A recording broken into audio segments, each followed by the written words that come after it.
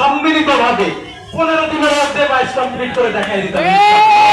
আপনারা সেখানে ব্যর্থ হয়েছেন।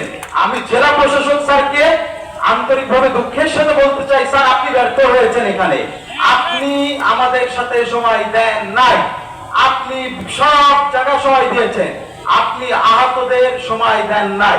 যদি আহতদের আপনি সময় দিতেন আজকে এই গ্যাজেট ভর্তি হতো স্যার, অবশ্যই হতো স্যার। আমরা এখানে ব্যর্থ হয়েছি স্যার, এটা শুধুমাত্র আপনার উপর ব্যর্থতা না, এখানে আসলে আমাদেরও আপনার কাছে ছুটে যাওয়া উচিত ছিল বা আপনার কাছে দাবি দাওয়াগুলো রাখা উচিত ছিল, যেখানে আমরাও ব্যর্থ।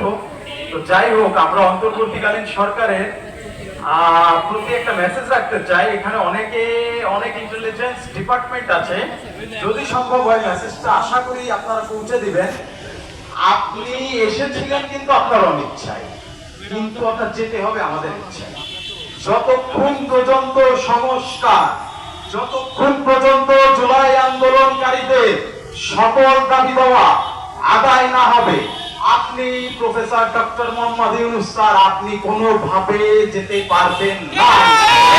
এবং কোন কিছুর বিনিময়ে ছাত্র জনতা অথবা জুলাই আন্দোলনকারীরা আপনার উপরে কোন রকম আঁচ আসতে দেবে না ইনশাআল্লাহ।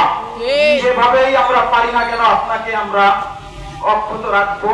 আমরা আজকের এই দিনে ওয়াদাবদ্ধ, আমরা ওয়াদা করেছি।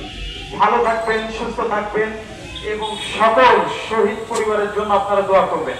আল্লাহ হাফেজ।